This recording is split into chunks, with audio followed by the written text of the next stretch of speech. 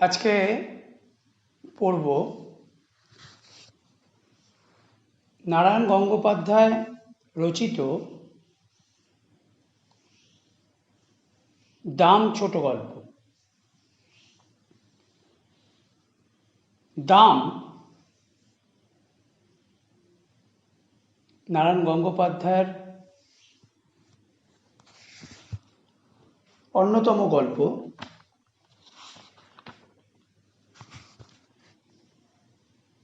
শারদিয়া তরুণের স্বপ্ন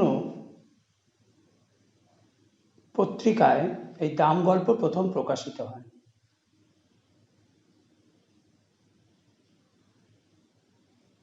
নারায়ণ গঙ্গোপাধ্যায় রবীন্দ্র উত্তর অর্থাৎ রবীন্দ্রনাথের পরবর্তী সময়ে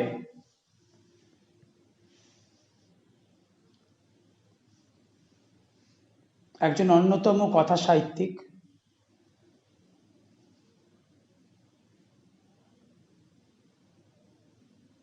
তার উপন্যাসের মধ্যে উল্লেখযোগ্য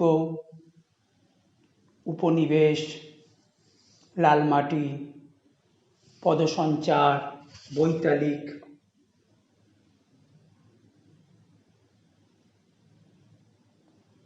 ছোট গল্প গ্রন্থ রচনা করেছেন।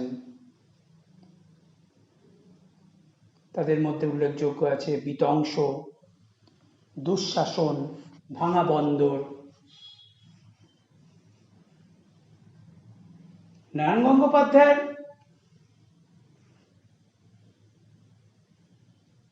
সর্বাধিক পরিচিতি খ্যাতি কিশোর সমাজে রয়েছে তার সেই অনবদ্য চিরস্মরণীয় সৃষ্টি টেনিদা।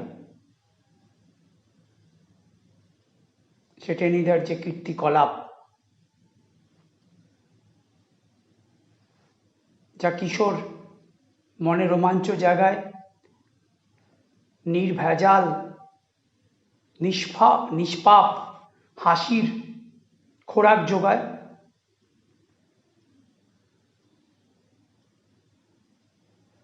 নারায়ণ গঙ্গোপাধ্যায় তিনি নিজে বাংলা ভাষা ও সাহিত্যের অধ্যাপনা সঙ্গে যুক্ত ছিলেন। বহু প্রবন্ধ গ্রন্থ রচনা করেছেন, যা বাংলা সাহিত্যের ছাত্রদের বাংলা সাহিত্য অনুধাবনের ক্ষেত্রে গুরুত্বপূর্ণ। নারায়ণ গঙ্গোপাধ্যায় নিজেও শিক্ষক মহাশয় ছিলেন। কলকাতা বিশ্ববিদ্যালয়ের খ্যাতনামা অধ্যাপক নারায়ণ গঙ্গোপাধ্যায়। এই বহুমুখী প্রতিভার অধিকারী এই মানুষ, তার দাম গল্প আমরা পড়ব। এই দাম গল্প আমরা আজ এক দুঃসময়ের মধ্যেই পড়তে চলেছি। সুসময় নয় এই সময়, তার কারণ মানবিক মূল্যবোধের অবক্ষয় আমাদের জীবনের সর্বক্ষেত্রে আমরা দেখতে পাই।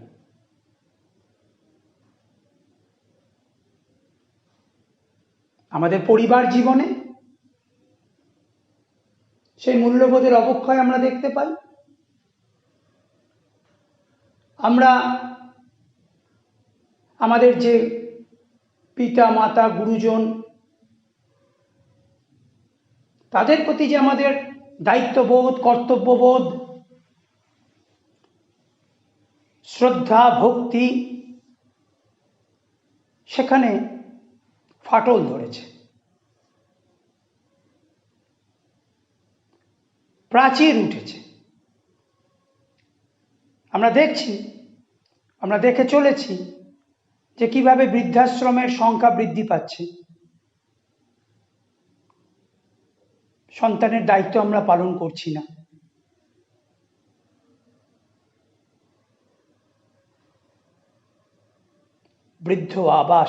বৃদ্ধাবাস,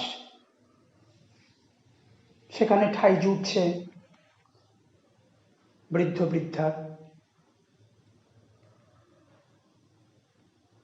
সমাজ জীবনে আমরা আমাদের প্রতিবেশী, আত্মীয় স্বজন, আমাদের সমাজভুক্ত অপরাপর মানুষদের প্রতি আমাদের সহমর্মিতা, সহযোগিতার মনোভাব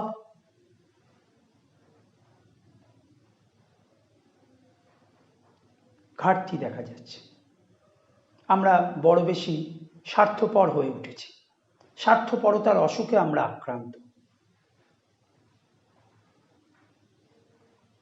পরিবারে, সমাজে যখন এই ধরনের গভীর ক্ষতর সৃষ্টি হয়, তখন শিক্ষাক্ষেত্রেও এর প্রভাব পড়ে।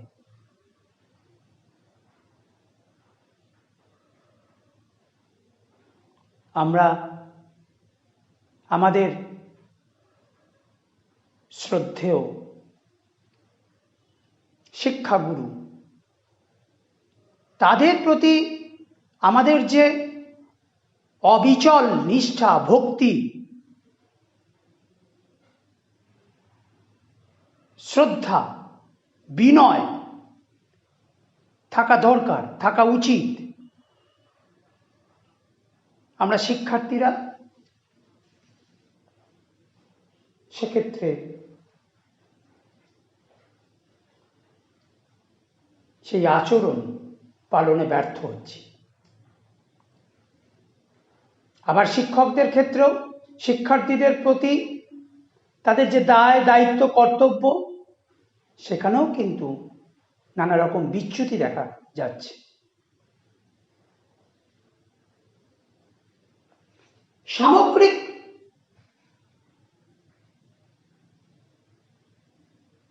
এক অবক্ষয়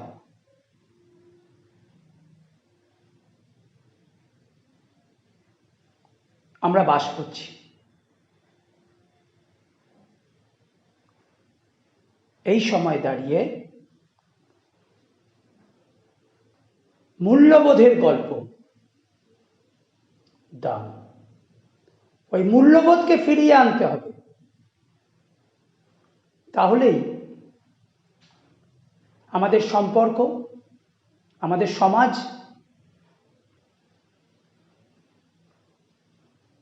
সুন্দর হয়ে উঠবে। আর এই মূল্যবোধের ঘাটতি, এর মূলে রয়েছে আসলে আমাদের যে প্রচলিত শিক্ষা ব্যবস্থা, সেই শিক্ষা ব্যবস্থার যে অন্তঃসার শূন্যতা, শিক্ষা ব্যবস্থার যে গলদ, তার যে অভীষ্ট যে লক্ষ্য, সেখানে যে অপূর্ণতা রয়েছে,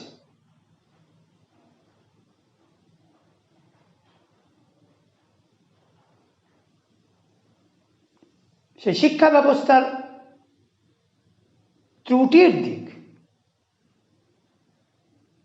এই দাম গল্পে পরোক্ষে উঠে এসছে। এই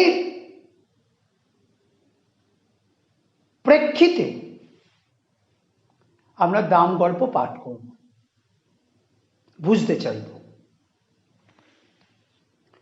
এই গল্প শিক্ষক এবং ছাত্রের সম্পর্কের গল্প। শিক্ষক ছাত্রের সম্পর্কের মধ্য দিয়ে আমাদের শিক্ষা ব্যবস্থা, শিক্ষা কাঠামোর দিক আমরা অনুধাবন করতে পারব। শিক্ষক ছাত্রের সম্পর্কের মধ্য দিয়ে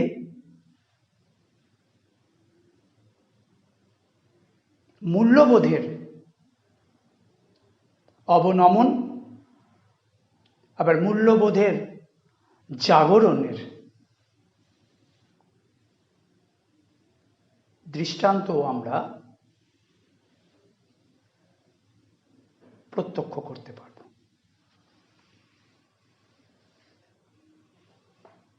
এই অঙ্কের প্রধান চরিত্র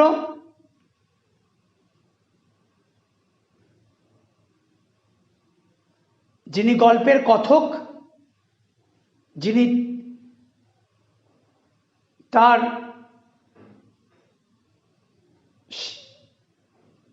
বাল্যকালের শিক্ষার্থী জীবনের এক অঙ্কের মাস্টার মশাইয়ের কথা, তার সঙ্গে তার সম্পর্কের রসায়নের কথা আমাদের সামনে উপস্থিত করেন। তিনি হতে পারে আমাদের গল্পকার নারায়ণ গঙ্গোপাধ্যায়,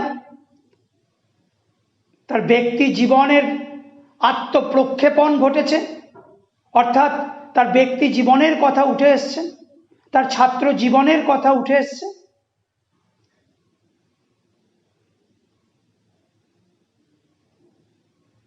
যাকে কেন্দ্র করে এই গল্প, তিনি আমাদের গল্পের কথকের বিদ্যালয় জীবনের অঙ্কের শিক্ষক। নামহীন অঙ্কের স্যার নামেই তিনি এই গল্পে পরিচিত।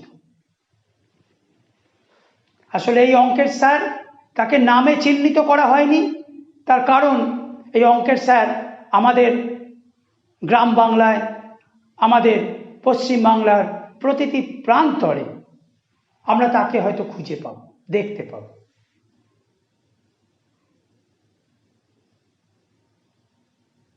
তাই তার নাম দিয়ে তাকে সীমায়িত করা হয়নি। এক প্রকৃত শিক্ষকের, এক আদর্শ শিক্ষকের প্রতিনিধি রূপে এই শিক্ষা ব্যবস্থার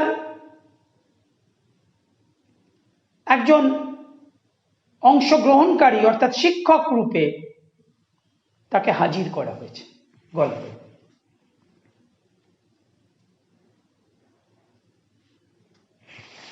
স্কুলে কি বিভীষিকায় যে ছিলেন ভদ্রলোক, বিভীষিকা।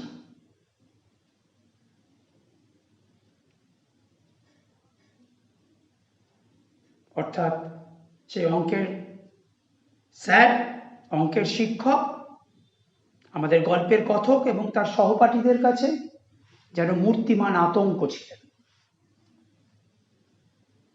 তাকে দেখলেই সকলেই ভয়ে তটস্থ হয়ে থাকত। আমাদের অঙ্ক কষাতেন। যেসব জটিল অঙ্ক নিয়ে আমরা ঘন্টার পর ঘন্টা পণ্ডশ্রম করেছি, একবার মাত্র তাকিয়ে দেখতেন তার দিকে, তারপরেই এগিয়ে যেতেন ব্ল্যাকবোর্ডে, খসখস করে ঝড়ের গতিতে এগিয়ে চলত খড়ি, ছবির মতো অঙ্কটা সাজিয়ে দিতেন। আমাদের গল্পের কেন্দ্রীয় চরিত্র সেই অঙ্কের স্যার, অঙ্কে তার ছিল অগাধ পাণ্ডিত্য। জলের মতো সব জটিল সমীকরণ,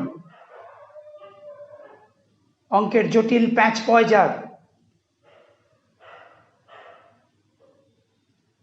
সমাধান করতেন সেই অঙ্কের স্যার। কথকদের কাছে ছিলেন মূর্তিমান আতঙ্ক। পৃথিবীতে যত অঙ্ক ছিল সব যেন ওর মুখস্থ, কোনো কিছুই আটকাত না। যত জটিল অঙ্কই হোক না কেন, সকল অঙ্কই সে অতি সহজে সে সেই অঙ্ক সমাধান করতেন।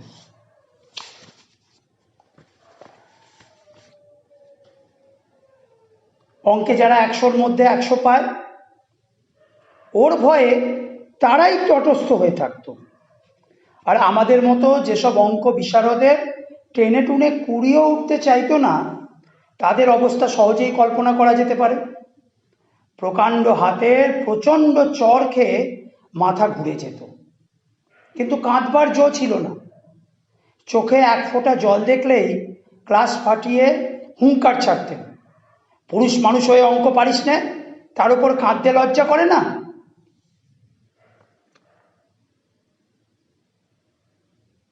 অঙ্কে যারা 100-100 পেত, তারাও ওর ভয়ে তটস্থ হয়ে থাকত। সব জটিল জটিল নতুন নতুন সব অঙ্ক তিনি ছাত্রদের সামনে হাজির করতেন। নে কষে দে, না পারলেই প্রহার। অঙ্কে যারা পারদর্শী, তারাই ওর ভয়ে তটস্থ। অঙ্ক না পারলেই মার ঝুঁকবে। আমাদের কথক, তিনি তো অঙ্কে দুর্বল, টেনে টুনে 20 নম্বর হয়তো জোটে। তাদের অবস্থা ভেবে দেখো, তাদের তো আরো প্রহার জুটবে, নিদারুণ প্রহার জুটবে। তাই তাদের কাছে অঙ্কের স্যার ছিলেন বিভীষিকা।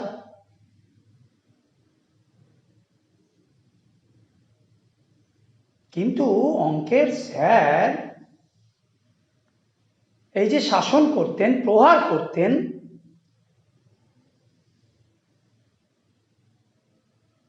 তার মূল উদ্দেশ্য কি ছিল? তিনি তো একজন শিক্ষক। শিক্ষক রূপে তার পেশার প্রতি যে দায়বদ্ধতা রয়েছে, অর্থাৎ ছাত্রকে তার যে পড়ানোর বিষয়, এক্ষেত্রে অঙ্ক, সেই বিষয়ে তাকে যথার্থ জ্ঞান প্রদান করা, পারদর্শী করে গড়ে তোলা, পেশার এই দায়বদ্ধতা। আবার তিনি শিক্ষক, ছাত্রের প্রতিও তার দায় দায়িত্ব কর্তব্যবোধ রয়েছে। তার শিক্ষায় তার শিক্ষার্থী শিক্ষিত হবে, বরং তাকে ছাপিয়ে যাবে।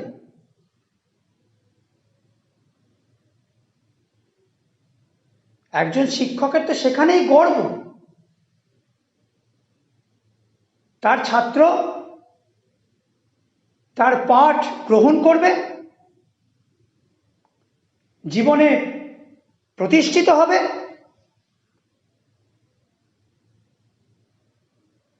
শিক্ষক তাতেই গৌরবান্বিত হন।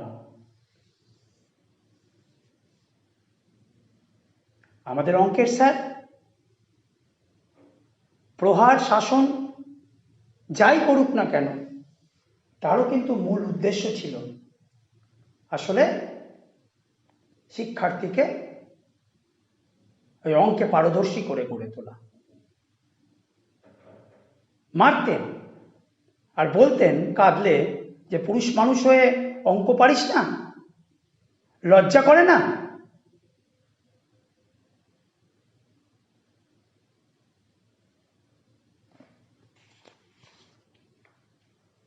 পুরুষ মানুষ হয়ে অঙ্ক পারে না এমন অঘটন কল্পনাও করতে পারতেন না মাস্টার মশাই। বলতেন, প্লেটোর দোরগোড়ায় কি লেখা ছিল জানিস? যে অঙ্ক জানে না এখানে তার প্রবেশ নিষেধ। স্বর্গের দরজাতেও ঠিক এই কথাই লেখা রয়েছে। যদি সেখানে যেতে চাস তাহলে। তিনি ছাত্রদের নানা রকম উদাহরণের মধ্য দিয়ে পুরুষ মানুষ হয়ে অঙ্কে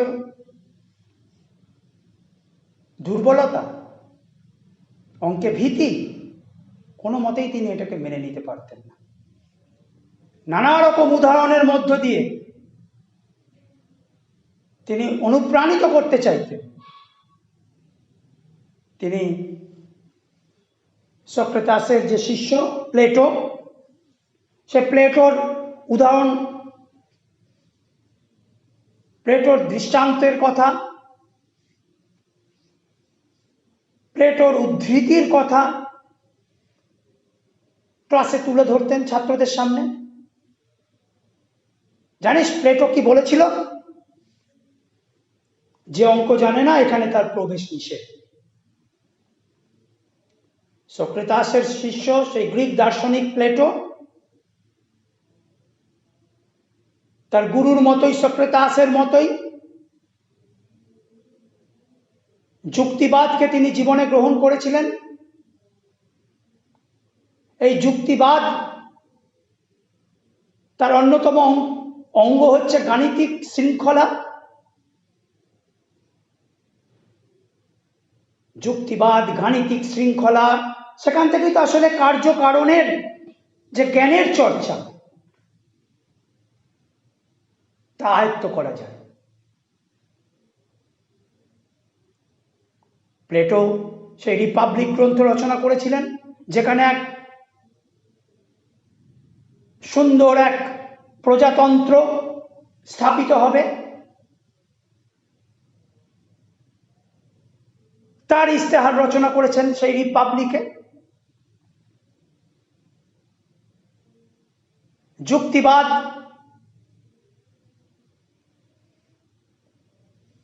গাণিতিক কার্যকারণ শৃঙ্খলা,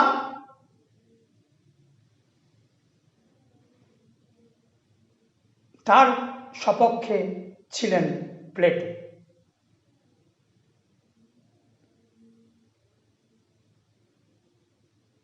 প্লেটো উদাহরণ তিনি ছাত্রদের সামনে হাজির করতেন। পুরুষ মানুষ, এখানে পুরুষ মানুষ নয়, আসলে মানুষই, তাকে তো সেই গাণিতিক শৃঙ্খলা, যুক্তিবাদ, কার্যকারণবাদ, তাকেই তো জীবনে গ্রহণ করতে হবে। না হলে তো অপবিজ্ঞানের চাষ হবে মাথায়। জানিস অঙ্ক যদি না পারিস স্বর্গে প্রবেশ করতে পারবি না। আসলে স্বর্গ এখানে কিসের তাৎপর্য নিয়ে আসে? স্বর্গ হচ্ছে জীবনে সাফল্যের প্রতিষ্ঠান। অঙ্ক যদি না পারিস তাহলে জীবনে প্রতিষ্ঠা পাবি না, মোক্ষ পাবি না, মুক্তি পাবি না। আমরা যেমন বলি যে পড়াশোনা করে যে গাড়ি ঘোড়া চড়ে সে, অঙ্ক যদি না পারিস তাহলে গাড়ি ঘোড়ায় চাপতে পারবি না, অর্থাৎ জীবনে প্রতিষ্ঠা লাভ করতে পারবি না, সফল হবি না অঙ্ক না পারলে। তাহলে অঙ্কই যেন সাফল্যের চাবিকাঠি।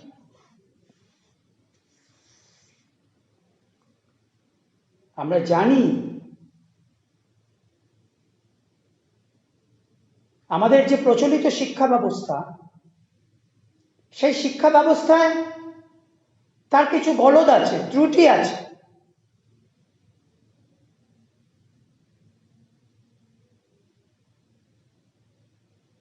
আমরা এত প্রগতির পথে এগিয়ে চলেছি, এত আমাদের চেতনার মানোন্নয়ন ঘটছে, কিন্তু তবু আমাদের যেন কোথায় এখনো পর্যন্ত প্রকৃত শিক্ষা লাভে একটা ব্যর্থতা থেকে গেছে। অঙ্ক না পারলে জীবন অচল, বিজ্ঞান না পড়লে ভবিষ্যৎ শূন্য, এই ধরনের মানসিকতা আজও আমাদের গ্রাস করে। জীবন ব্যর্থ হয়ে গেল। তৃতীয় শ্রেণীর নাগরিক হয়ে গেল।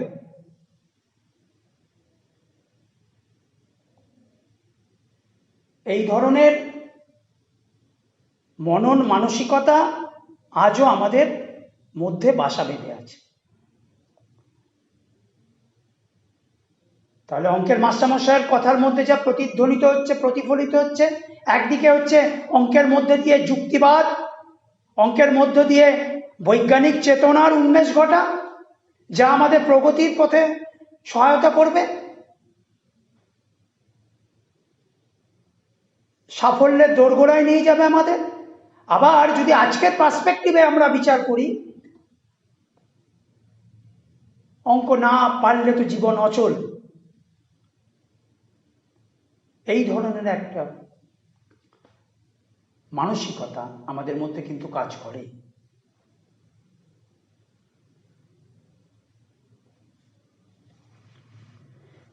যে স্বর্গে পা দিয়েই জ্যামিতির এক্সট্রা কষতে হবে কিংবা স্কোয়ার মেজারের অঙ্ক নিয়ে বসতে হবে, সে স্বর্গের চাইতে লক্ষ যোজন দূরে থাকাই আমরা নিরাপদ বোধ করতাম। আমাদের গল্পের কথক এবং তার সেই অঙ্কে দুর্বল সহপাঠীরা, তারা মনে করতেন আমাদের স্বর্গ, আমাদের মোক্ষ, আমাদের মুক্তি দরকার নেই। যদি জ্যামিতির এক্সট্রা কোষে আমাদের স্কোয়ার মেজারের ক্ষেত্রফল পরিসীমার অঙ্ক কোষে যদি আমাদের স্বর্গের টিকিট পেতে হয়, প্রবেশের দরকার নেই সেই স্বর্গ প্রবেশ, তার চেয়ে আমরা অঙ্ক থেকে দূরেই থাকতাম।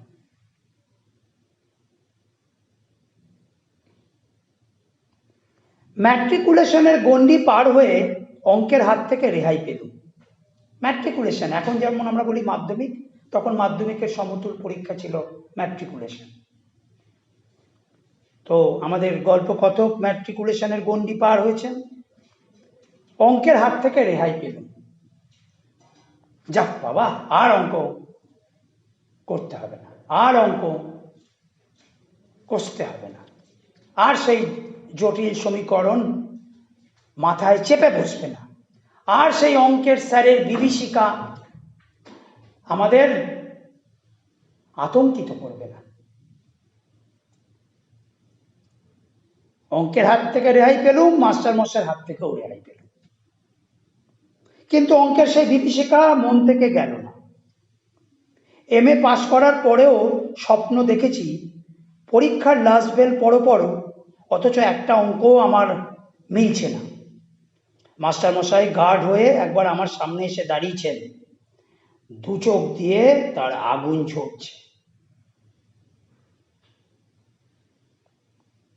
আসলে আমাদের যে এই প্রচলিত শিক্ষা ব্যবস্থা, তারই তো এক অন্তঃসার শূন্যতার ছবি উঠে আসছে এর মধ্যে দিয়ে। এই যে পরীক্ষা ভীতি, আমাদের ছাত্রছাত্রীরা পরীক্ষায় ভীত, সন্ত্রস্ত, আতঙ্কিত হয়ে পড়ে। তার কারণ কি? নাম্বার নাম্বার নাম্বার, আরো বেশি নাম্বার চাই, পজিশন, স্থান চাই, প্রথম, দ্বিতীয়, তৃতীয়। আমরা দৌড়েই চলেছি নাম্বারের পেছনে। তার ফলে প্রত্যাশা আমাদের চেপে বসে, আমাদের মাথায় চেপে বসে।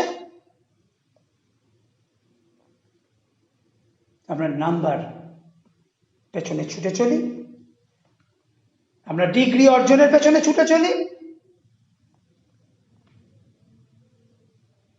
এই পরীক্ষা ভীতি, এই নাম্বার প্রাপ্তি, এটাই যেন আমাদের শিক্ষার প্রকৃত উদ্দেশ্য হয়ে দাঁড়ায়। ছোটবেলায় সেই যে পরীক্ষা ভীতি আমাদের মধ্যে প্রবেশ করে, সারা জীবন সেই ভীতি আমাদের গ্রাস করে।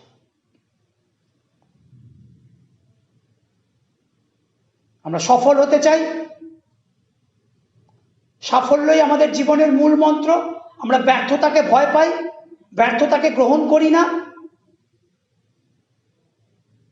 সে রবীন্দ্রনাথ বলেছিলেন, আমরা কলসে কেবল জলই ভরিত থাকিব, সে জল কখনো দান ও পানের উপযোগী হবে না।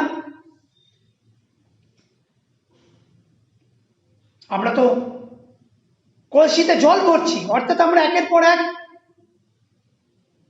ডিগ্রি অর্জন করছি, শিক্ষা গ্রহণ করছি, কিন্তু সেটা কখনো আমরা দান করতে পারছি না, পান করতে পারছি না।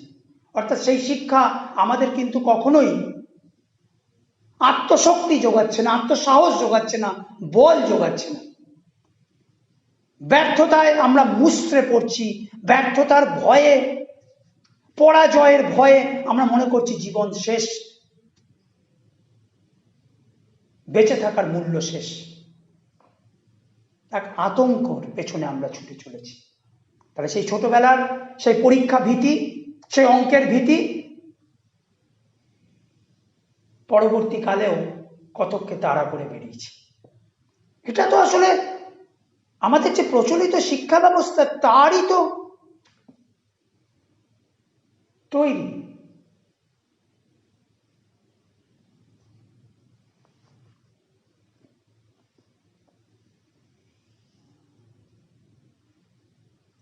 এখন আর আমাকে স্কুলে অঙ্ক কষতে হয় না, আমি কলেজে বাংলা পড়াই।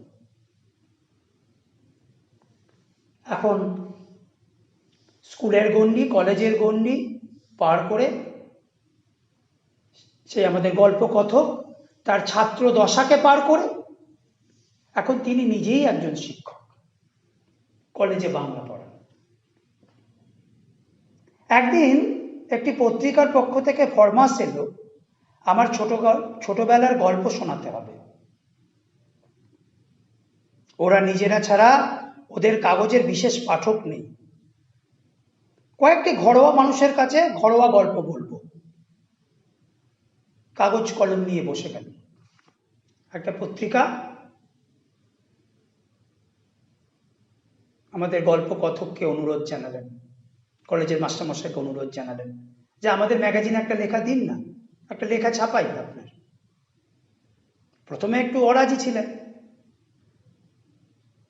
যে আমি এমন কি কেউ কেটা ব্যক্তি, আমার কথা কে শুনবে, তারপরে আমি তো এমন কিছু লিখতে পারি না, সব সাহিত্যের, হ্যাঁ, ইন্দ্র বরুণ চন্দ্র তারা রয়েছে খ্যাতনামা সাহিত্যিক, তারা যদি আমার লেখা দেখেন এরকম কাঁচা হাতের লেখা তারা তো হাসবেন।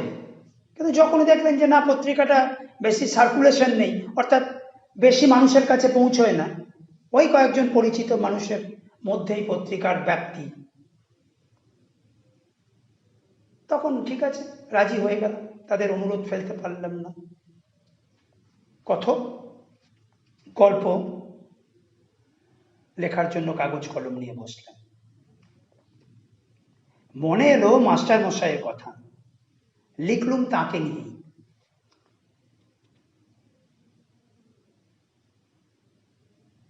এই মাস্টার মশাই তার জীবনে সবচেয়ে বেশি প্রভাব ফেলেছে।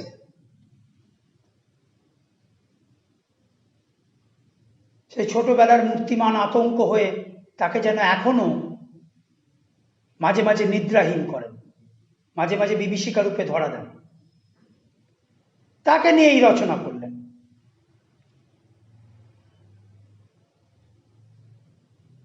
গল্প ছবিটা যা ফুটলো তা খুব উজ্জ্বল না।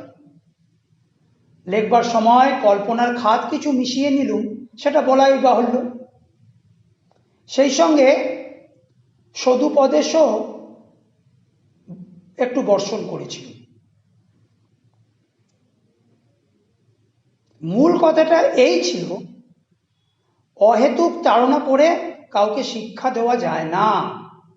গাধা পিটিয়ে ঘোড়া করতে গেলে গাধাটাই পঞ্চত্ব পায়, তার প্রমাণ আমি নিজেই।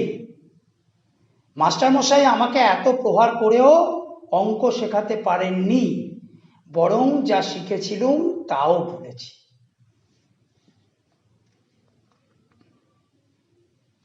মাস্টারমশাইয়ের যে ছবি ফুটে উঠল গল্পে, অর্থাৎ একজন পীড়ক শিক্ষক, যিনি শাসন করে প্রহার করে তার ছাত্রদের মধ্যে বিভীষিকার সঞ্চার করেছিলেন।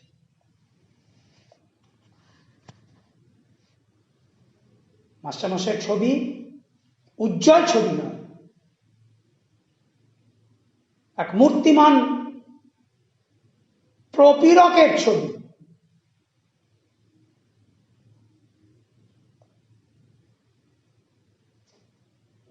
গল্পের মধ্যে উঠে এলো।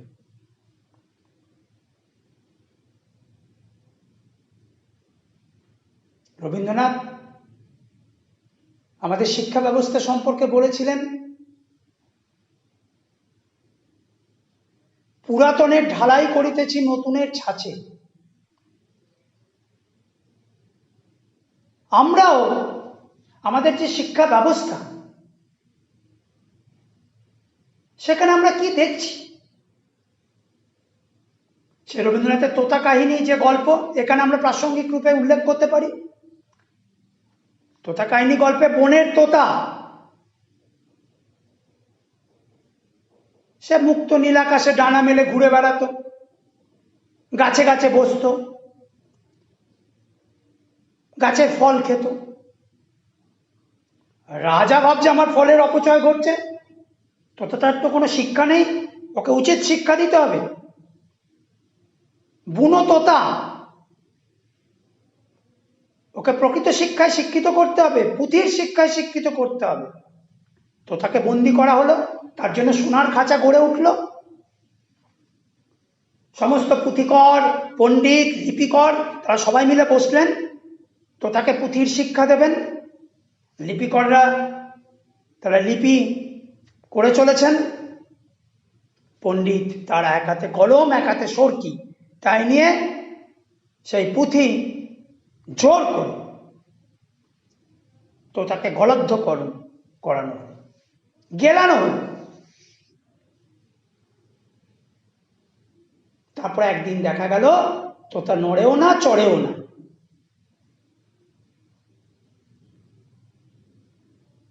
রাজা আসলেন, দেখলেন তোতার তো সেই অবাধ্যতা নেই, চাঞ্চল্য নেই, নড়েও না, চড়েও না। রাজা বললেন, এই তো প্রকৃত শিক্ষা, শিক্ষার হদ্দমুদ্দ, চূড়ান্ত শিক্ষা লাভ করেছে তোতা। তাহলে বনের তোতাকে আমরা খাঁচার তোতায় পরিণত করেছি। ওই রবীন্দ্রনাথের ছুটি গল্পে ফটিক, সে দামাল ফটিককে আমরা শহরে নিয়ে গেছি, শহরের স্কুলে ভর্তি করিয়েছি, শহরের শিক্ষায় শিক্ষিত হবে। ওই প্রকৃতির উন্মুক্ত প্রান্তরে ওই দামালপনা আমার শিক্ষা চায় না। আমার শিক্ষা চায় সবাইকে এক ছাঁচে তৈরি হতে হবে। সে ওই আরণ্যক গল্পের যুগল প্রসাদের মতো মানুষ চায় না, যে শুধু গাছের যত্ন নিয়ে বেরোবে। সে রবীন্দ্রনাথের বলায়ের মতো সে বালক চায় না, যে ঘাসের মধ্যে লুটোপুটি খাবে। আমাদের সকলকেই হতে হবে ডাক্তার, ইঞ্জিনিয়ার, করণিক, জীবনে তাদের প্রতিষ্ঠিত হতে হবে। তার শৈশবের অপার চাঞ্চল্য তার থেকে কেড়ে নাও, তার ভেতরের যে ইচ্ছাগুলো, সুকুমার ইচ্ছাগুলো, মনের ইচ্ছাগুলো, সেগুলোকে দমন করো, তাকে পুঁথিগত শিক্ষায় শিক্ষিত করো। এই যে লেখকের এই কথা, ঘোড়াকে পিটিয়ে গাধা করা যায় না, গাধাকে পিটিয়ে ঘোড়া করা যায় না, গাধাকে পিটিয়ে ঘোড়া করা যায় না, বরঞ্চ গাধাকে পিটিয়ে ঘোড়া করতে গেলে গাধার পঞ্চত্ব প্রাপ্তি হয়, তারই মৃত্যু ঘটে। আমরাও আমাদের শিক্ষার্থীদের এক ছাঁচে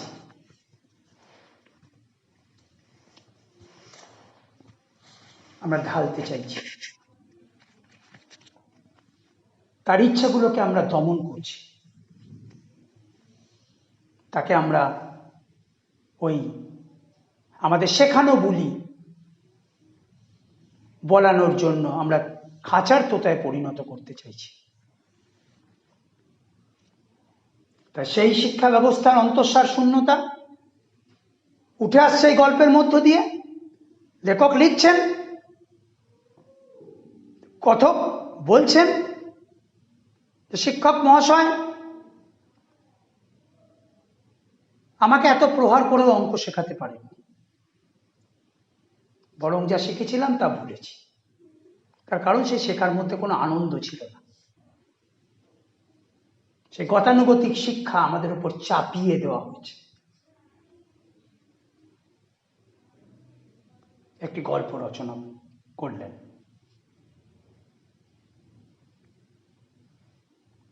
পত্রিকার কর্তৃপক্ষ খুশি হয়ে আমাকে 10 টাকা দক্ষিণা দিয়ে গেছে।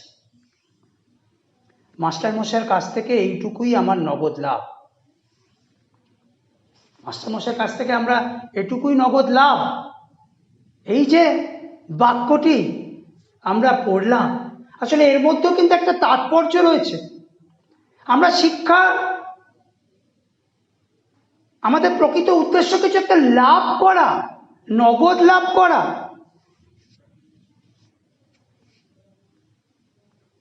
ওই যে বললাম, আমাদের ডিগ্রি অর্জন করতে হবে, আমাদের চিকিৎসক নালে প্রকৌশলী, করণিক, অর্থাৎ অর্থ উপার্জন আমাদের করতে হবে শিক্ষার মধ্য দিয়ে। শিক্ষার যে প্রকৃত সঞ্চয়, জ্ঞান অর্জন, সেইটা কিন্তু ব্যর্থ হয়ে যাচ্ছে। তাহলে পেশাগত প্রতিষ্ঠাই তো আমাদের শিক্ষার প্রকৃত উদ্দেশ্য। ডাক্তার, ইঞ্জিনিয়ার হওয়াটাই তো আমাদের শিক্ষার প্রকৃত উদ্দেশ্য। তাহলে ওই গল্প লিখে আমি নগদ লাভ করলাম, এটা যেমন 10 টাকা তিনি লাভ করেছিলেন, পত্রিকার কর্তৃপক্ষ দিয়েছিলেন তাকে। কিন্তু এর যদি একটা গভীর আমরা অর্থ খুঁজতে চাই, আসলে আমাদের শিক্ষা ব্যবস্থারও প্রকৃত উদ্দেশ্য যে পেশাগত প্রতিষ্ঠা যেন ঘটে।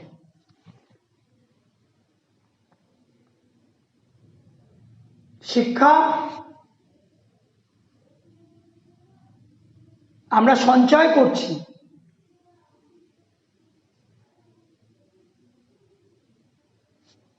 কার মতো? ভান্ডার ঘর যেভাবে খাদ্য সঞ্চয় করে, বিয়ে বাড়ি সে ভাড়ার ঘরে আমরা দেখেছি না, সব মিলিয়ে মিলিয়ে সব খাদ্য সঞ্চয় করা হয় বিয়ে বাড়ির ভাড়ার ঘরে। আমরা প্রত্যেকটা হিসেব রাখি। আবার দেহ কিন্তু আমাদের শিক্ষা সঞ্চয় করে, খাদ্য সঞ্চয় করে। এখন দেহ যে খাদ্য সঞ্চয় করে, সে কিন্তু মিলিয়ে মিলিয়ে হিসেব কষে না। সে কিন্তু রক্ত, অস্থি, মজ্জায় সে খাদ্য গ্রহণের পর রক্ত, অস্থি, মজ্জায় সে আমাদের স্বাস্থ্যবান করে তোলে, জীবনী শক্তি প্রদান করে। তাহলে শিক্ষা আমরা ওই ভান্ডার ঘরের মতো সঞ্চয় করেছি, অর্থাৎ ডিগ্রি অর্জন, নাম্বার পাওয়া, জীবনে প্রতিষ্ঠা পাওয়া, সেটাই আমাদের প্রকৃত উদ্দেশ্য। দেহ যেভাবে খাদ্য সঞ্চয় করে, সেভাবে আমরা শিক্ষাকে সঞ্চয় করিনি। তাহলে সে শিক্ষা হতো প্রকৃত শিক্ষা। সে শিক্ষা প্রতিষ্ঠা লাভের মধ্যে সীমাবদ্ধ নয়, সে শিক্ষা মূল্যবোধের শিক্ষা, সে শিক্ষা জ্ঞান প্রসারিত হওয়ার শিক্ষা, যে শিক্ষা আত্মশক্তির শিক্ষা। এমনি সময় বাংলাদেশের এক প্রান্তের একটি কলেজ থেকে ডাক এলো, ওদের বার্ষিক উৎসব, বক্তৃতা দিতে হবে। কলকাতা থেকে কেউ বাইরে গেলেই তার রাজোচিত সম্বর্ধনা মেলে। এখানকার চড়ুই পাখিও সেখানে রাজহংসের সম্মান পায়। দেখো, এখানেও কিন্তু আমাদের যে সমাজ ব্যবস্থার যে অন্তঃসার শূন্যতা, সেটা কিন্তু উঠে আসে। বাংলাদেশে ডাক পড়েছে আমাদের গল্প কথকে, তিনি কলকাতার কলেজের অধ্যাপক।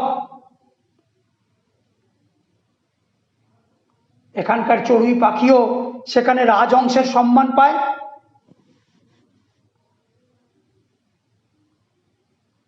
অর্থাৎ এই নগরবাসীদের প্রতি, আমাদের গ্রামের প্রান্তিক মানুষদের, মফস্বলের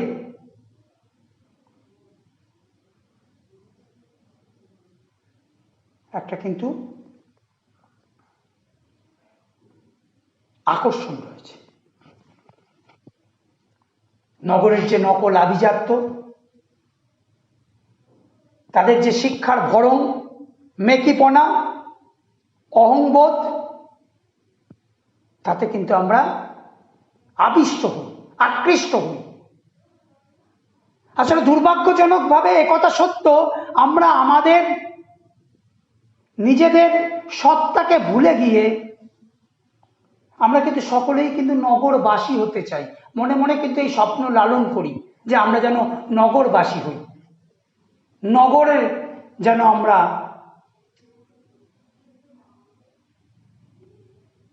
আমাদের আবাস গড়ে তুলি। আমাদের মধ্যে এই দাসত্বের মানসিকতা রয়েই গেছে। আমাদের আত্মশক্তিহীনতা তো রয়েই গেছে। আসলে এই আত্মশক্তিহীনতা, এই দাসত্বের মানসিকতা, এটা কোথা থেকে তৈরি হয়? এটা তৈরি হয় হচ্ছে আমাদের শিক্ষার গলদের, শিক্ষার ত্রুটির জন্য। শিক্ষা আমাদের আত্মশক্তি জাগ্রত করে।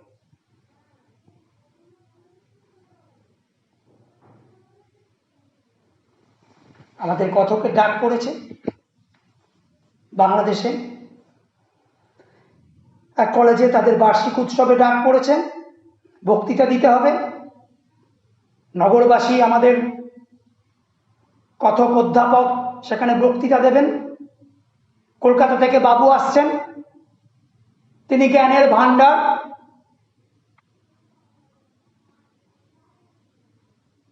এই ধারণা আমরা পোষণ করি। সবাই জাঁকিয়ে বক্তৃতা করা গেল। রবীন্দ্রনাথ থেকে 12টা উদ্ধৃতি দিলুম, কার একটা ইংরেজি কোটেশন চালিয়ে দিলুম বার্নার্ড শর নামে। শেষে দেশের তরুণদের নিদারুণভাবে জাগ্রত হতে বলে যখন টেবিলে একটা প্রকাণ্ড কিল মেরে বক্তৃতা শেষ করলুম, তখন অল্পের জন্যে ফুলদানিটা রক্ষা পেল, আর হল ফাটানো হাততালিতে কান বন্ধ হওয়ার যুগ। ওই যে বলছিলাম, আমাদের সংস্কৃতি হচ্ছে অন্ধভাবে অনুকরণ করা, ফাঁপা, নির্জীব।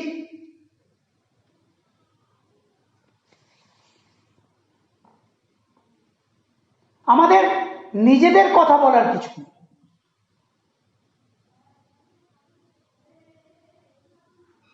আমাদের নিজের সৃষ্টির জায়গা শূন্য। আমরা শুধু রবীন্দ্রনাথকে গ্রহণ করি, তার উদ্ধৃতিকে গ্রহণ করি, জীবনে গ্রহণ করি না। অর্থাৎ রবীন্দ্রনাথের আদর্শকে আমাদের জীবনে গ্রহণ করি না, আমরা শুধু তার উদ্ধৃতিটাকে গ্রহণ করি। অর্থাৎ তার ভালো ভালো কথাগুলোকে আমরা নিই এবং সেগুলো আমরা মাইকে প্রচার করি, বক্তৃতায় বলি, অথচ সারা বছর আমরা রাবীন্দ্রিক হয়ে থাকি। রবীন্দ্রনাথের তিনি যে সত্য শিব সুন্দরের উপাসনা করেছেন তার কাব্য সাহিত্যে, তার কথা সাহিত্যে, তিনি যে মানবতার জয়গান গেয়েছেন তার কথা, তার মূল, তার নির্যাসকে আমরা গ্রহণ করি না আমাদের জীবনে, উদ্ধৃতিকে গ্রহণ করি। আমরা তো ব্রিটিশের দাসানুদাস সংস্কৃতি গ্রহণ করেছিলাম।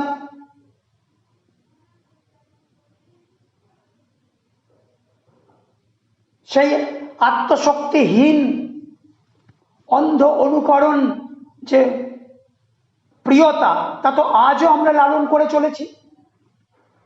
আমরা বার্নার্ড শ, সে বিখ্যাত আইরিশ নাট্যকার, তার সেই Pygmalion Arms and the Man, Man and Superman, এই যে তার নাটকের মধ্য দিয়ে তিনি যে আদর্শের কথা বলে গেছেন, সেটাকে আমরা গ্রহণ করি না।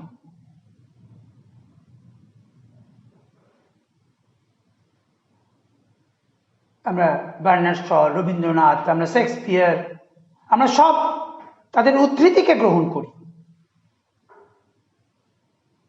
অর্থাৎ আমাদের একটা অপর চালাকি সংস্কৃতি, আর তাতেই আমরা সাধারণ মানুষ মহাবিভূত হয়ে পড়ি। ইংরাজি কোটেশন যদি আমরা শুনি, রবীন্দ্রনাথের সে শান্তির ললিত বাণী যদি আমরা শুনি, সত্যশিব সুন্দরের সেই মূর্ছনা যদি আমরা শুনতে পাই, অভিভূত হয়ে পড়ি। কিন্তু সেই অভিভাব তা আসলে আমাদের অন্তরকে জাগ্রত করে, তা আসলে আমাদের সংস্কৃতির শূন্যতাকে, অন্তঃসার শূন্যতাকে প্রকাশ করে। লেখক বক্তৃতা দিয়েছেন, নানা রকম উদ্ধৃতি তুলে ধরেছেন তার কথার মধ্য দিয়ে, তাতে একদম হাততালিতে ফেটে পড়েছে।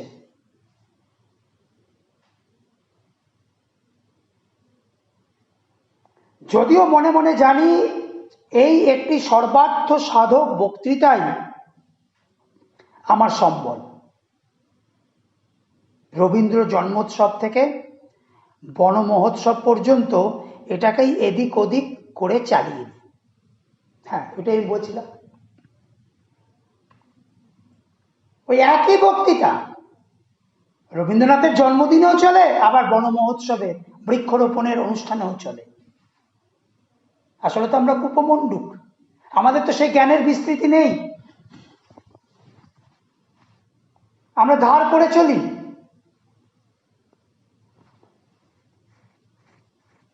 একই বক্তৃতা চারিদিকে বলে বেড়াচ্ছি, যে বলে আর যে শোনে দুজনেই তো একই সংস্কৃতির শরিক। একজন নাগরিক অর্থাৎ আমাদের গল্পের কথক, যার মধ্যে অপর চালাকি রয়েছে, আবার আরেকদিকে রয়েছে আমাদের প্রান্তিক মানুষ, মফস্বলের মানুষ, যারা ওই নাগরিক সংস্কৃতির শরিক হতে চায়, প্রকৃত জ্ঞানার্জন তার কাছে অধরা থেকে যায়। এমন সময় একটি ছেলে এসে খবর দিলে এক বুড়ো ভদ্রলোক আমার সঙ্গে দেখা করতে চান। আমার বক্তৃতায় নিশ্চয়ই কেউ অভিভূত হয়েছেন, আমাকে অভিনন্দন জানাবেন। আত্মগর্বে আমরা স্ফীত হই, বুক ফুলে ওঠে আমাদের। ও, তাহলে নিশ্চয়ই আমার বক্তৃতা শুনে একজন খুবই অভিভূত হয়েছে, তার জন্য আমাদের সঙ্গে দেখা করতে এসেছে। একটা তুরীয় আনন্দ কথকের মধ্যে দেখা দিয়েছে।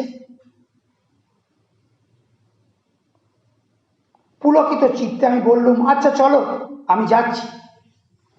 অত আলো থেকে বেরিয়ে এসে প্রথমে ভালো করে কিছু দেখতে পেলুম না, তারপর চোখে পড়লো মানুষটিকে।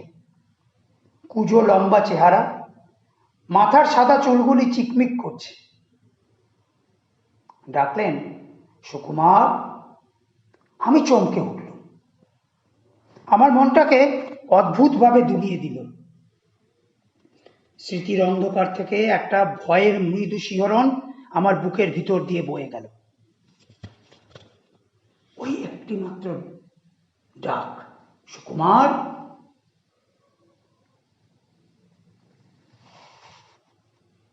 কথক তাতে কিন্তু শিহরিত হয়ে উঠলেন, আতঙ্কিত হয়ে উঠলেন।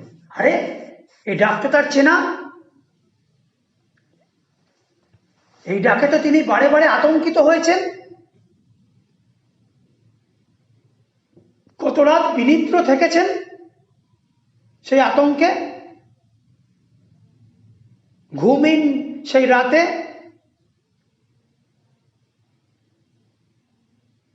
হাজির হয়েছে এই ডাক যার কণ্ঠ থেকে উঠে আসে তিনি কি সেই মূর্তিমান আতঙ্ক, সেই বিভীষিকা, অঙ্কের মাস্টার মশাই? আমাকে চিনতে পারছো না সুকুমার? আমি চিনেছি। ওই ডাক শুনে ছেলেবেলায় বহুদিন আমার গায়ের রক্ত হিম হয়ে এসেছে। জানি এখনই একটা ভয়ঙ্কর চর আমার পিঠের উপর নেমে আসবে। সেই ভয়টার কঙ্কাল লুকিয়েছিল মনের চোরাকুঠুরিতে। ওই স্বর বিদ্যুতের আলোর মতো তাকে উদ্ভাসিত করে তুলেছে। এই ভয়, তাহলে এই শিক্ষায় আমাদের কোনো আনন্দ নেই, মনের মুক্তি নেই। এই শিক্ষা আমাদের শৈশবে ভয়ের বাতাবরণ তৈরি করে, যে ভয়কে আমরা সারা জীবন কাটিয়ে উঠতে পারি না। ওই পাস ফেল, ওই নম্বর, এই দিয়ে আমাদের শিক্ষার সাফল্য ব্যর্থতার দিক চিহ্নিত হয়। অঙ্কের মাস্টার মশাই কেন সে আতঙ্কের পরিবেশ তৈরি করে? তার কারণ ওই অঙ্কেও আমাকে 100 পেতে হবে। অঙ্কে দৌর্বল্য পুরুষ মানুষের সাজে না। ছোটবেলা থেকেই শুধু অঙ্ক কেন, যে কোনো বিষয়ে আমাদের মনের ইচ্ছাগুলো, আমাদের মনের সুপ্ত ইচ্ছাগুলো, সেগুলো সব দলিত হয়ে যায়। এক ছাঁচে আমাদের তৈরি করার প্রক্রিয়া চলে এই শিক্ষা ব্যবস্থায়। গাধাকে পিটিয়ে ঘোড়া করার যে শিক্ষা ব্যবস্থা, তার ফলে ওই অঙ্কের স্যার আতঙ্কের হয়েই দাঁড়ায়। সে আতঙ্কের হাত থেকে মুক্তি নেই। ছোটবেলার সেই যে পাস ফেলের যে সংস্কৃতির যে শিক্ষা আমরা আত্মীকরণ করতে শিখি, সবকিছুতেই সাফল্য অর্জনের জন্য যে ছোটার শিক্ষা, ব্যর্থতাকে গ্রহণ না করে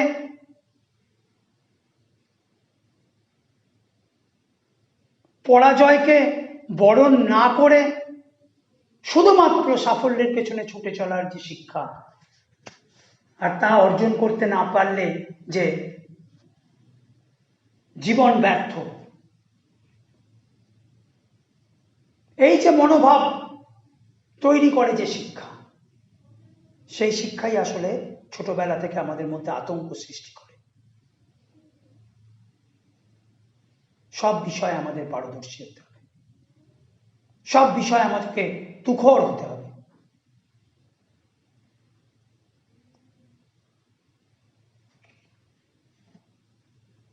আমার মাথা তখনই ওর পায়ে নেমে এলো। মাস্টারমশাই আপনি? মাস্টারমশাই বললেন, বেঁচে থাকো বাবা, যশস্বী হও। সম্মান হোক তোমার যশ, তোমার খ্যাতি চারিদিকে ছড়িয়ে পড়ুক। রিটায়ার করার পর এখানে এসেই মাথা গুঁজেছি, বাড়ি থেকে বেরোই না। আজ তুমি বক্তৃতা করবে শুনে ছুটে এসেছি। খুব ভালো বলেছ সুকুমার, খুব খুশি হয়েছি।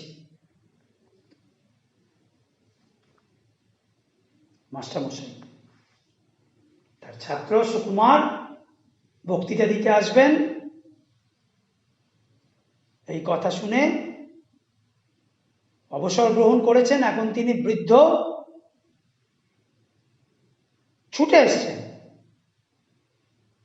বক্তৃতা শুনেছেন মন দিয়ে, আশীর্বাদ করেছেন, যশস্বী হও, তোমার নাম চারিদিকে ছড়িয়ে পড়ুক, খুব ভালো বলেছ। তোমরাই তো আমাদের গর্ব, আমাদের পরিচয়। কিছুই দিতে পারিনি, খালি শাসন করেছি, পীড়ন করেছি। বলতে বলতে জামার পকেট থেকে বের করলেন শতচ্ছিন্ন এক জীর্ণ পত্রিকা। একদিন আমার ছেলে এইটে এনে আমাকে দেখালো। পড়ে আনন্দে আমার চোখে জল এলো। কতকাল হয়ে গেল, তবু সুকুমার আমাকে মনে রেখেছে, আমাকে নিয়ে গল্প লিখেছে। সকলকে এই লেখা আমি দেখাই, বলি দেখো আমার ছাত্র আমাকে অমর করে দিয়েছে। এইখানে আমরা মাস্টার মশাইয়ের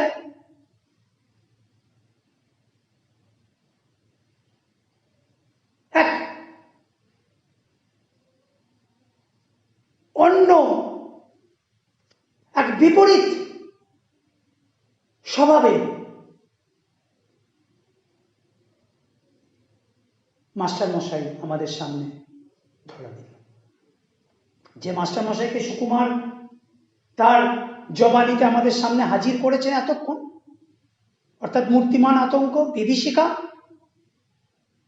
যে মাস্টার মশাইয়ের ছবি ফুটিয়ে তুলেছেন সুকুমার তার গল্পের মধ্য দিয়ে, তার থেকে এক বিপরীত ধারার চরিত্রের মাস্টার মশাই আমরা এখানে খুঁজে পাই, যিনি সুকুমারকে খোলা মনে প্রশংসা করছেন। খোলা মনে প্রশংসা করছেন, সে পত্রিকাটি রেখে দিয়েছেন যেখানে তাকে নিয়ে সুকুমার গল্প লিখেছে। যে গল্পে তার চরিত্র ফুটে উঠেছে তা কিন্তু উজ্জ্বল নয়, এক পীড়কের চরিত্র। পীড়ক, যিনি পীড়ন করেন ছাত্রদের, আতঙ্ক সৃষ্টি করেন ছাত্রদের অন্তরে।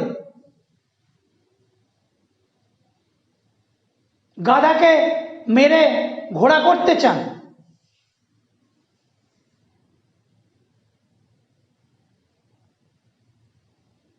এত কিছুর পরেও মাস্টারমশাই সেই পত্রিকাটি, সেই গল্পটি তিনি সযত্নে তার কাছে রক্ষা করেছেন। তিনি সবাইকে জনে জনে দেখিয়েছেন পত্রিকা, বলে এই দেখো আমার ছাত্র তার মাস্টার মশাইকে নিয়ে গল্প লিখেছে, আমার ছাত্র আমাকে অমর করে দিয়েছে।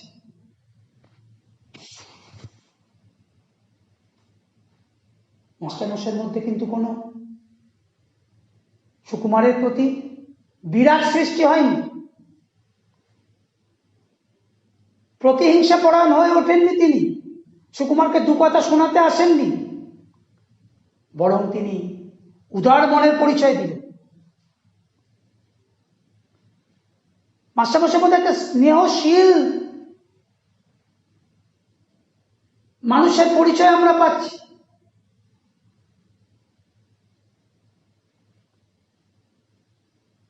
মাস্টারমশাই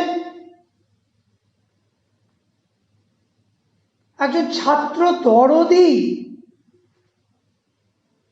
মাস্টারমশাই রূপে আমাদের সামনে হাজির হচ্ছে।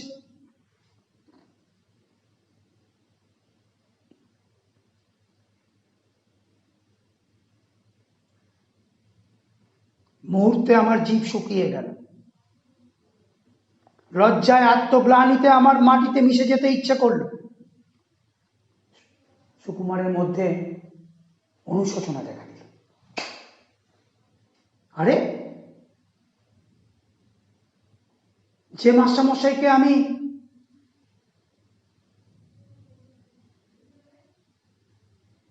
একজন বদ মেজাজি, বদ রাগী, বিভীষিকা রূপে হাজির করেছি, তিনি তো আমাকে বকলেন না, তিরস্কার করলেন না, তিনি বরং অকুণ্ঠ হৃদয়ে প্রশংসা করছেন, দ্বিধাহীনভাবে তার প্রশংসা করছেন। উল্টে বললেন যে আমার ছাত্র আমাকে অমর করে দিয়েছে।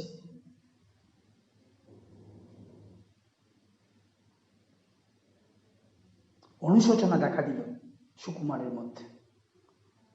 একটু চুপ করে থেকে মাস্টারমশাই আবার বললেন, কি যে আমার আনন্দ হয়েছে সুকুমার, কি বলবো, তোমার এই লেখাটা সব সময় আমার সঙ্গে সঙ্গে থাকে। দু একজন বলে, যেমন ধরে ধরে মারতেন তেমনি বেশ শুনিয়ে দিয়েছে আপনাকে। আমি বলি, শোনাবে কেন, কত শ্রদ্ধা নিয়ে লিখেছে। আর সত্যিই তো, অন্যায় যদি করেই থাকি, ওরা ছাত্র, ওরা সন্তান, বড় হলে সে অন্যায় আমার শুধরে দেবে বই কি। জানো সুকুমার, আনন্দে তোমাকে আমি একটা চিঠিও লিখেছিলাম, কিন্তু পাঠাতে সাহস হয়নি। তোমরা এখন বড় হয়ে গেছো।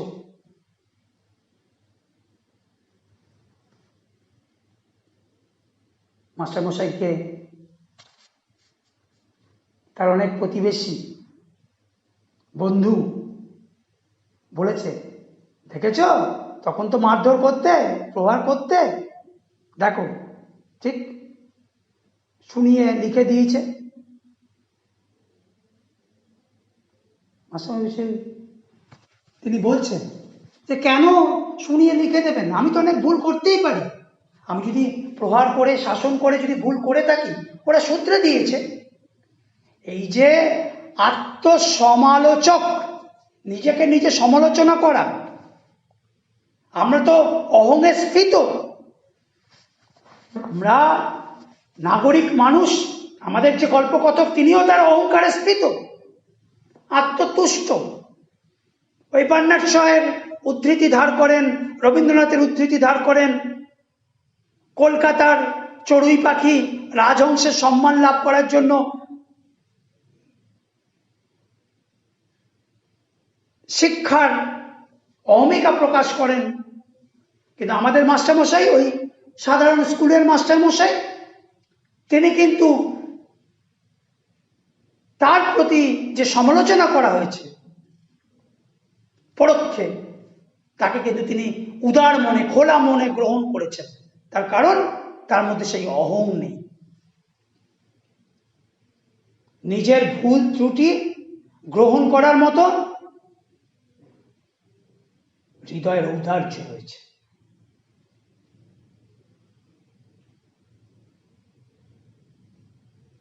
মাস্টারমশাইয়ের এই দিক তো অপরিচিত, গল্পের মধ্যে তো আমরা দেখিনি।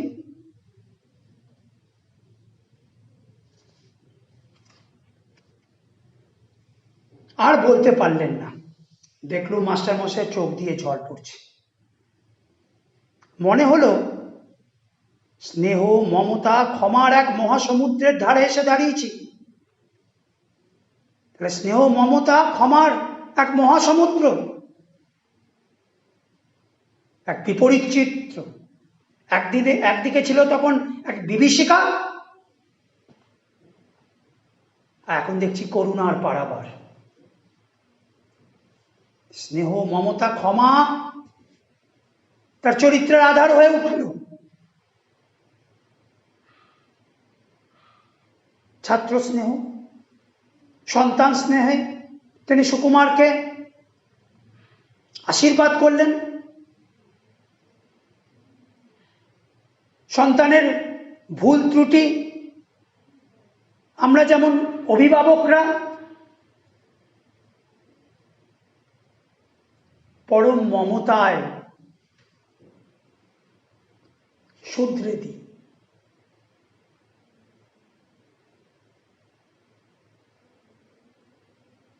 সমস্ত সন্তানের ভুল ত্রুটিকে আমরা ক্ষমাসুন্দর দৃষ্টিতে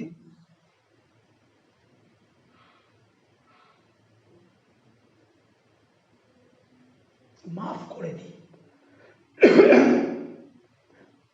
মাফ করে দিই।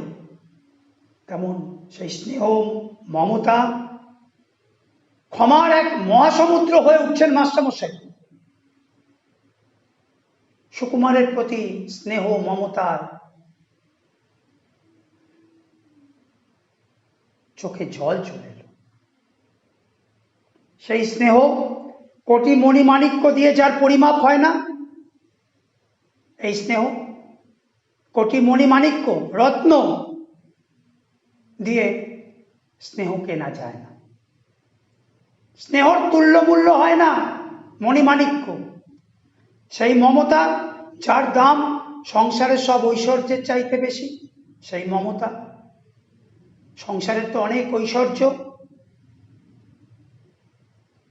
রাজারাজরা ধন সম্পদ আছে, কিন্তু মমতা, মমত্ব, তা তো এই ধন সম্পদ দিয়ে কেনা যায় না, কুক্ষিগত করা যায় না। সেটা চরিত্রের সম্পদ। স্নেহ মমতা চরিত্রের সম্পদ, চরিত্রের অন্তর্জাত। সোনা মাণিক্য রত্ন তার কাছে তুচ্ছ। সেই ক্ষমা কুবেরের ভাণ্ডারকে ধরে দিয়েও যা পাওয়া যায় না।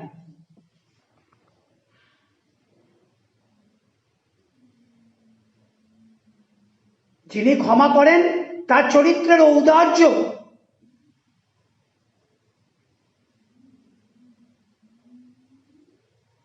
কুবেরের ধনসঞ্চয়ের চেয়েও সেই ঔদার্য অনেক বেশি মূল্যবান। স্নেহ মমতা ক্ষমা, তার পাড়াবার আমাদের মাস্টার মশাই ক্ষমা করে দিলেন তিনি সুকুমারকে। তার ওই বদমেজাজি পথরাগী প্রপীড়ক যে চরিত্র তিনি তার গল্পের মধ্য দিয়ে তুলে ধরেছিলেন, তা পড়ার পরেও বাৎসল্য স্নেহে, সন্তান স্নেহে, ছাত্র স্নেহে, একজন আদর্শবান শিক্ষক রূপে স্নেহ মমতা ক্ষমায় আগলে ধরলেন সুকুমারকে, আশীর্বাদ করলেন সুকুমারকে। এক ছাত্র দরদি, এক উদার প্রশস্ত মনের মাস্টারমশাইকে আমরা গল্পের উপসংহারে দেখছি।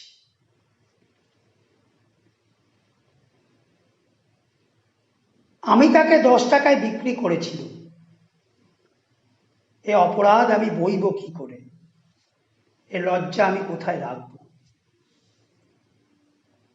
আমি তাকে 10 টাকায় বিক্রি করেছি। 10 টাকায়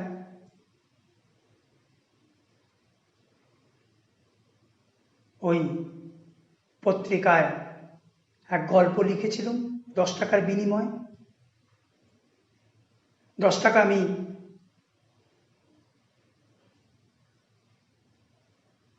সাম্মানিক পেয়েছিলাম।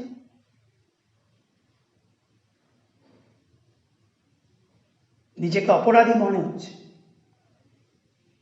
আমি এই মাস্টারমশাইয়ের ছবি এঁকেছিলাম, এই স্নেহ মমতা ক্ষমার যিনি পাড়াবার, তাকেই আমি মূর্তিমান বিভীষিকা আতঙ্ক রূপে হাজির করেছিলাম গল্পের পাতায়। তার যে কর্তব্য, পেশাগত দায়িত্ব,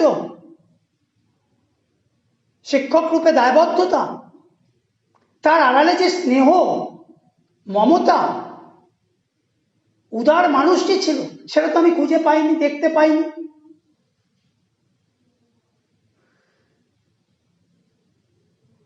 নিজেকে অপরাধী মনে হচ্ছে সুকুমারের। লজ্জায় মাটিতে মিশে যেতে ইচ্ছা করছে।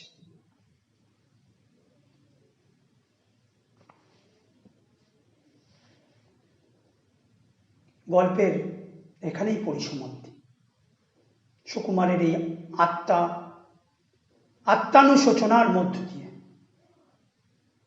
অনুশোচনার মধ্য দিয়ে, লজ্জার জাগরণের মধ্য দিয়ে এবং মাস্টারমশাইয়ের প্রতি তার যে মনোভাব, সেই মনোভাবের আমূল পরিবর্তনের মধ্য দিয়ে, রূপান্তরের মধ্য দিয়ে এই মাস্টারমশাই, যে মাস্টারমশাই বিভীষিকা মূর্তিমান আতঙ্ক প্রহার করেন, শাসন করেন, জোর করে অঙ্ক শেখান, সেই মাস্টারমশাই আমরা দেখছি ক্ষমার পাড়াবার, ক্ষমা করছেন। ছাত্রদের দোষ ত্রুটি দেখেও মমতায়, স্নেহে, বন্ধনে তাদের আবদ্ধ করছে, খোলা মনে তাদের প্রশংসা করছে। এই তো সেই মাস্টারমশাই, একই তো মানুষ। তাহলে শিক্ষক হিসেবে তার এক সত্তা, আবার সামাজিক মানুষ হিসেবে আবার তার আরেক সত্তা।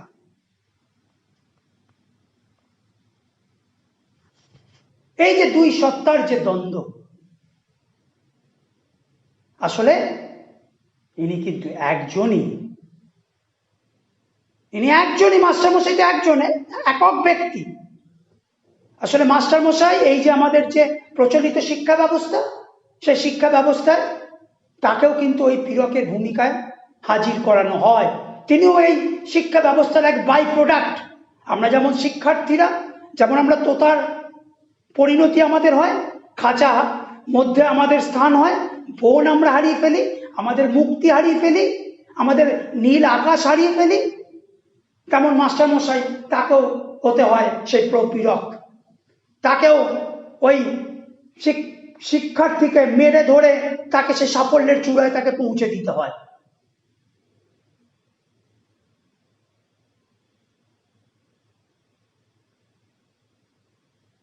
মাস্টারমশাই আসলে তার যে দুটি সত্তা, সব মিলেমিশেই তিনি কিন্তু আমাদের সামনে হাজির হন। তিনি মাস্টারমশাই। একদিকে প্রচলিত শিক্ষা ব্যবস্থার তিনি প্রতিনিধি, যা তার এই শিক্ষক সত্তাকে আমাদের সামনে হাজির করে। আর একদিকে তার রয়েছে যে প্রকৃত সামাজিক সত্তা, একজন মানুষ, মানবিক সত্তা, যেখানে তিনি ওই স্নেহ, মমতা, ক্ষমা,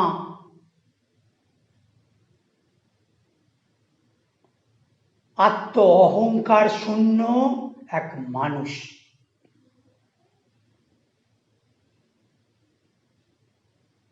গল্পের শেষে এই মাস্টারমশাই পরিচয় লাভ করেছেন সুকুমার।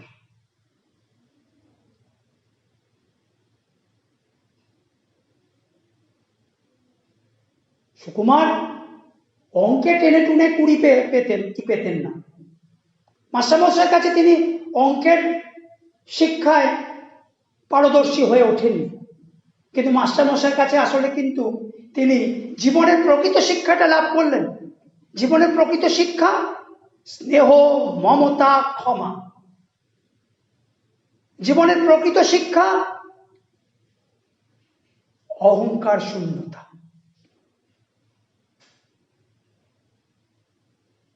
আত্ম সমালোচনা সহ্য করার সংবেদনশীলতা। এই শিক্ষা, এই প্রকৃত শিক্ষা, এই মূল্যবোধের শিক্ষা সুকুমার গ্রহণ করলেন মাস্টারমশাইয়ের কাছ থেকে। দাম, এটাই মূল্য। দাম মানে কি? মূল্য। জীবনে বেঁচে থাকার ক্ষেত্রে যে মূল্য আমাদের প্রয়োজন হয়, যে মূল্যবোধের আমাদের প্রয়োজন হয়,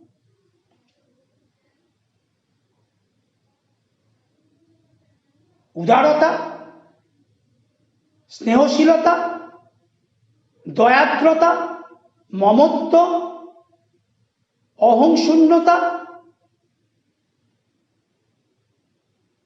আত্মসংযম, ক্ষমাশীলতা, তার শিক্ষা লাভ করলেন সুকুমার তার মাস্টারমশাইয়ের কাছ থেকে। এটাই প্রকৃত শিক্ষা। আমরা বলেছিলাম যে মূল্যবোধের সংকট থেকে এই গল্পের শুরু। এই সময়ে দাঁড়িয়ে সেই মূল্যবোধ মাস্টারমশাই সুকুমারকে গল্পের উপসংহারে দিয়ে গেলেন। দাম, গল্পের নাম দাম। একজন শিক্ষার্থীর কাছে শিক্ষকের এই যে মূল্যবোধ প্রদান, তার চেয়ে আর দামি কিছু হতে পারে নাকি? আমাদের জীবনে ওই পেশাগত প্রাপ্তি, পেশাগত প্রতিষ্ঠাই কিন্তু মূল নয়। আমাদের জীবনে এই মূল্যবোধের শিক্ষা, তাতে শিক্ষিত হয়ে ওঠা, সেটাই কিন্তু জীবনের পরম প্রাপ্তি, মনুষ্যত্বের পরম প্রাপ্তি।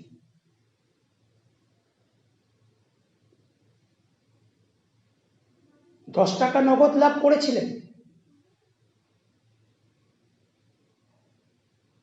ওই নগদ লাভের শিক্ষা শিক্ষার প্রকৃত উদ্দেশ্য নয়।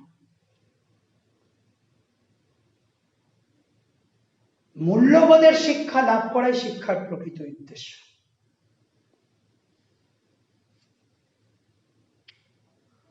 জীবনের প্রকৃত শিক্ষা।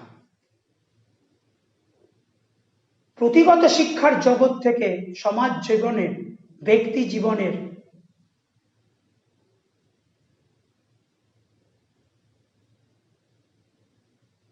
বেঁচে থাকার জন্য যে শিক্ষা প্রয়োজন,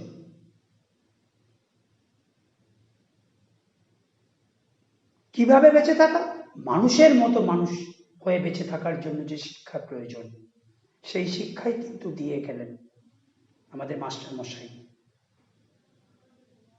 ক্ষমা, মমতা, স্নেহ, এর চেয়ে দামি কিছু হতে পারে না।